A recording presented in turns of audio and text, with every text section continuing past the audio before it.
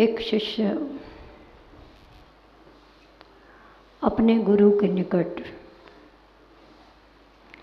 वर्षों से साधना कर रहा था। समय निकलता गया, एक लंबा अरसा बीत गया।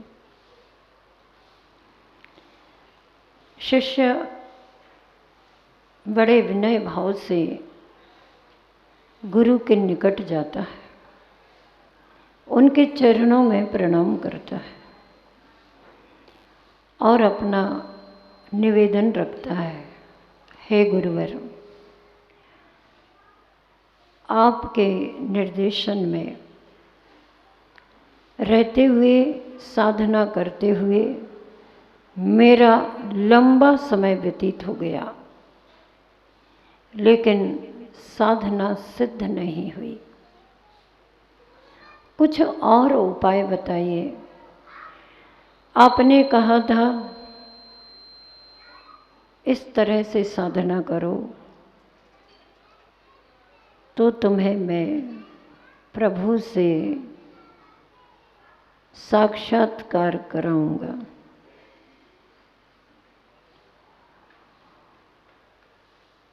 गुरु ने कहा, ठीक है, निराश मत हो। अभी भी मैं कहता हूँ कि मैं तुझे परमात्मा से साक्षात्कार कराऊंगा। शिष्य ने निवेदन किया, क्या करूं? गुरु ने कहा, एक काम करो, सामने ये पहाड़ी है, उस पर चलते अपन, वहाँ मैं तुझे परमात्मा का साक्षात्कार कराऊंगा। स्वीकार किया। चलते समय जब शिष्य चलने को तैयार होता है तो गुरु कहते हैं, ये पत्थर है, इनको सिर पर रख लो और फिर इन्हें रख करके ऊपर पर्वत पर चढ़ना। ठीक है, गुरु की जैसी आज्ञा, परमात्मा से साक्षात्कार करना है। जैसा कहेंगे गुरु वैसा करेंगे हम। गुरु आगे आगे चले, शिष्य अपने सिर पर पत्थर रख करके पीछे पीछे चल रहा है। गुरु चलते चले गए, आगे बढ़ते चले गए। शिष्य को चलते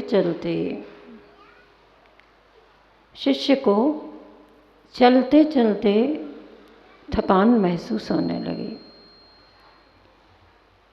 चढ़ने में हापी आने लगी, गति में कमी आने लगी। शिष्य ने आवाज लगाई, गुरुजी गुरुजी गुरुजी, आप तो आगे बढ़ गए, मुझे चलने में और चढ़ने में कष्ट महसूस हो रहा है, परेशानी महसूस कर रहा हूँ। आ जाओ, आते जाओ, धीमे धीमे आते जाओ, मैं तुम्हें तुम्हारे साध्य की सिद्धि कराऊंगा, साधना की सिद्धि हो जाएगी। कोई बात नहीं, उसने सोचा, चलते हैं। चलता गया, चढ़ता गया। उसे अपने मन में ऐसा लगा, कोई बात नहीं, अब गुरुजी जो कहेंगे तो कहेंगे, मैं एक काम करता हूँ, सिर पर जो पत्थरों का बोझ है ना, उसको कम कर देता हूँ। एक बार एक पत्थर कम कर दिया, उसे थोड़ा सा सही लगा। चला थोड़ी देर, थोड़ा अच्छा लगा। वो सोचता है थोड़ा एक पत्थर का वजन और कम कर देंगे तो और अच्छा लगेगा, जल्दी पहुंच जाऊंगा। अगर विलंब हो गया तो फिर गुरुजी कहेंगे समय निकल गया, परमात्मा से साक्षात्कार कैसे कराऊं। और आगे बढ़ा, बस थोड़ा ही चढ़ने का मार्ग रह गया था। सोचता है अब तो गुरुजी ऊपर पहुंच ही चुके हैं, इसलिए अब मैं तीसरा पत्थर और फेंक देता हूँ और जल्दी से चला जाऊँ। फेंक दिया, ऊपर पहुंचा। गुरु ने देखा, क्यों पत्थर कहाँ गए? क्या करूं गुरुजी, चलने में और चढ़ने में बहुत परेशानी हो रही थी, इसलिए मैंने पत्थरों का बोझ बाहर छोड़ दिया, फेंक दिया। जैसे ही मैंने बोझ फेंक दिया, मुझे चलने में बड़ी आसानी हुई। गुरुजी कहते हैं, शिष्य तुम्हारी साधना की सिद्धि इसीलिए तो नहीं हुई थी आज तक। क्यों? पत्थरों का बोझ रखना जरूरी था? नहीं, बोझ रखना जरूरी नहीं था। बोझ तो इसलिए रखा गया था कि जिस दिन तुम बोझ निकालोगे, जिस समय तुम बोझ अलग करोगे, तुम्हें महसूस होगा कि बिना बोझ के रहना अच्छा है। लेकिन शिष्य सुनो, अभी भी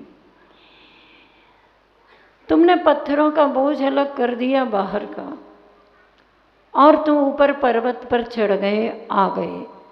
तुम सोचो इतने मात्र से परमात्मा के साक्षात दर्शन हो जाएंगे? सो मैं नहीं कह सकता, और बिल्कुल भी नहीं कह सकता। गुरुवर इतना प्रयास किया, आप भी आए और मैं भी आ गया, अब भी आप कह रहे हो कि मैं नहीं कह सकता, ऐसा कैसे? तब गुरुजी ने कहा, ये तो अभी तुमने बाहर के पत्थरों का बोझ अलग किया है, तो फिर और क्या है मेरे पास? अभी तो मेरे पास और कुछ नहीं। अरे पहचानो शिष्य, तेरे पास अभी अंतरंग का बोझ है, तेरे अंतस में अभी अंदर में बहुत सारा बोझ है। क्या है आप बताएं तो मैं उसको भी छोड़ देता हूँ। गुरु ने कहा, क्रोध की चादर छोड़ो, क्रोध की चादर छोड़ो, अहंकार की सैया छोड़ो। क्रोध की चादर छोड़ो, अहंकार की शैया छोड़ो, माया का बिछावन छोड़ो। माया का बिछावन छोड़ो, तृष्णा की दौड़ छोड़ो। माया का बिछावन छोड़ो, तृष्णा की दौड़ छोड़ो, सत्य की राह असत्य की राह को छोड़ो, असत्य की राह को छोड़ो, संयम की राह पर चलो। असत्य की राह को छोड़ो, संयम की राह पर चढ़ो, तप की अग्नि प्रज्वलित करो, तप की अग्नि प्रज्वलित करो। किसी की सेवा में अपने धन का त्याग करो, किसी की सेवा में अपने धन का त्याग करो। महल मकान छोड़ो, महल मकान से ममत्व को छोड़ो, भीड़ में न रहो, अपने आप में रहो, अकेले हो जाओ। अच्छा, इतना सब कुछ करना पड़ेगा? हाँ शिष्य, इतना सब कुछ करना पड़ेगा। फिर क्या होगा? फिर देखना क्या होगा। आप देख ही रहे हैं प्रतिदिन। क्रोध को छोड़ा, मान को छोड़ा, माया को छोड़ी, लोभ को छोड़ा, सत्य को अपनाया, संयम की राह पर चले, तपस्या की, शेष जो परधन था उसका त्याग किया। और जब त्याग कर दिया तो आचार्य कहते हैं अभी एक बात का और त्याग करना पड़ेगा। वो क्या? वो ये कि मैंने कल स्वर्ण का दान किया, मैंने कल स्वर्ण की अंगूठी आभूषण का दान किया, स्वर्णोदय के लिए किया, कर दिया, रात निकल गई, 24 घंटे व्यतीत हो गए। अब ये भाव भी छोड़ दो कि मैंने दान दिया, मैंने त्याग किया। क्योंकि अंतरंग में अगर मैंने त्याग किया, इसका अहम भाव रह जाएगा, तो तुम्हें परमात्मा के दर्शन कभी नहीं हो सकेंगे। भक्त और भगवान के बीच में अगर अहंकार की दीवार खड़ी होती है तो कोई भी भक्त परमात्मा के दर्शन कभी अपने जीवन में कर नहीं सकता। शिष्य समझ गया, उसने संकल्प किया, ठीक है गुरुजी, मैं कोशिश करता हूँ। कोशिश तो ठीक है, मैं भी कोशिश करूँगा परमात्मा के दर्शन कराने का। आपकी कोशिश तो मेरी भी कोशिश। कल एक बच्चे ने, कवि ने कहा था, कोशिश करने वालों की कभी हार नहीं होती। ठीक है, कोशिश करता चलूँगा। शिष्य ने स्वीकार किया और अपने जीवन में जितना जल्दी बन सका उसने क्रोध की चादर छोड़ी, अहंकार की सैया छोड़ी, माया का बिछावन छोड़ा, तृष्णा की दौड़ छोड़ी, असत्य की राह छोड़ी, संयम की राह पकड़ी, तपस्या की, सब दान कर दिया, गरीबों की सेवा में लगा दिया और अकेला हो गया। अब गुरु के निकट पहुंचता है। गुरु देख करके ही कह देते हैं, बस बस अब ध्यान लगा करके बैठ जाओ, तुम्हें ब्रह्म तत्व की अनुभूति होगी, तुम्हें परमात्मा तत्व की अनुभूति होगी। आज तक की यह यात्रा अकिंचन धर्म की शुरू हुई है, त्याग धर्म की यात्रा पूर्ण हुई। आचार्य कहते हैं आप अकेले हो, इसको महसूस करने का आज का धर्म है। अध्यात्म की साधना का चरम रूप है अकिंचन। यथार्थ की अनुभूति का चरम रूप है अकिंचन धर्म। ओनली अलोन, मैं अकेला हूं। बिल्कुल शांति से बैठो आप। देखो अभी भी बीच में कार्यक्रम चालू है, बंद कर दो, अकेले हो जाओ, बिल्कुल अकेले हो जाओ। आज आपसे कुछ दान नहीं करवाया जाएगा, आज आपके दिल और दिमाग में कोई खटपटी नहीं करवाएंगे। आज आप बिल्कुल भीड़ में बैठ करके भी अकेलेपन को महसूस करो। आसन में बैठ जाओ, सही सही, ऐसे नहीं, हाथ ऐसे मत रखो। जो जिस आसन में है स्थिर आसन में रहे। दुनिया में बहुत प्रकार के लोग हैं। एक उस क्वालिटी के लोग हैं जो अकेले अंदर से भी होते हैं और अकेले बाहर से भी होते हैं।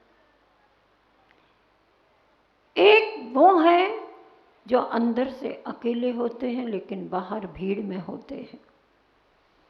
कुछ ऐसे हैं जो अंदर से भीड़ में हैं, बाहर से अकेले हैं। और कुछ ऐसे हैं जो बाहर से भी भीड़ में हैं और अंदर से भी भीड़ में हैं। देख लें अपना अपना दर्जा, हम किस क्वालिटी के हैं। माता जी अभी आप बिठाने की कोशिश कर रहे हो, तो हम भी बैठने की कोशिश करते हैं। लेकिन कौन सा दर्जा पसंद कर रहे हो ये भी ध्यान में रखो। आपका ये तो सहज में हो रहा है कि बाहर से भीड़ में हो, अंतस में अकेले हो जाओ, ये तो बन जाएगा। लेकिन संत का जीवन बाहर से भी अकेले और अंतस में भी अकेले। कब? वे भी जब ध्यान में बैठते हैं, जब अकिंचन स्वरूप अपने आत्म तत्व के स्वरूप को पहचानते हैं, जब वे अध्यात्म की उस गाथा के चिंतन में होते हैं। अहम एक को खलु शुद्धो दम सन्नाण मय्यो सदा रूबी नवी अत्थि मज्ज किंच भी अन्नम परमाणु मित्तम पी। आचार्य कुंद स्वामी ने सुप्रसिद्ध ग्रंथ है समय सार जी, ऐसा अध्यात्म का रस पिलाया है। अगर आप पीना चाहो, एक एक गाथा का मर्म समझो, अंतरंग से वैराग्य भाव आ गया, तो आप वास्तव में अकेला होना चाहो तो हो सकते हो। उन्होंने कहा अहम एक को, मैं अकेला हूँ, एक हूँ। मेरे कहने से नहीं, आचार्य कुंद कुंद भगवान के कहने से नहीं, आप स्वयं महसूस करो। आप अकेले हो क्या? बोलो बोलो जला, आप अकेले हो क्या? कोई कह रहे नहीं, हम नहीं अकेले। क्यों? हम पति पत्नी हैं, हमारे बच्चे हैं, हमारी सासू जी हैं, हमारे ससुर जी हैं, हमारे और रिश्ते वाले हैं, हमारी समाज है, हमारा खजुराहो क्षेत्र है, और हमारा भारत देश है, सब हमारा है। मैं कैसे अकेला हो सकता हूँ? बंधु, बाहर में आओ तो सब हमारा ही दिखेगा, और आकिंचन धर्म का रहस्य समझ लो तो कोई ना हमारा और हम ना किसी के, सब अकेले अकेले। आप देख लो ना, कह रहे हो हम भले ही पूरे परिवार से घिर करके बैठ जाओ, तो भी सच्ची सच्ची बताओ, आप अकेले हो कि परिवारमय हो? और परिवार का हर सदस्य अपना अकेला अकेला है कि सबसे बिल्कुल एक ज्वाइंट है? अरे ज्वाइंट फैमिली है माता जी हमारी। मैं कब कह रही हूँ कि आपकी ज्वाइंट फैमिली नहीं? ज्वाइंट फैमिली होने के बाद भी सब सदस्य एक लाख चलो रे। अकेले आप 3 लोग बैठे हो, 2 बेंच, एक आगे, हम तो साथ में बैठे हैं। कैसे साथ में बैठे? आपका स्थान अलग है, आपका शरीर अलग है, आपकी मानसिकता अलग है, आपकी सारी चीज़ अलग है। बताओ आपका क्या एक दूसरे में मिला? सत्य पहचानो। आज का दिन सत्य को पहचानने का दिन है। सत्य के दिन आपने सुना था, उस पर विश्वास किया था कि सत्य कोई सत्य होता है। आज आप स्वीकार करो और उसे अनुभूत करो कि वास्तव में ये सत्य है, परम सत्य है कि मैं अकेला हूं। स्वीकृति मिल रही है अंदर से कि नहीं? बोलो। आपकी स्वयं की स्वीकृति मिलना चाहिए। माता जी ज़्यादा वैराग्य मत दिलाओ।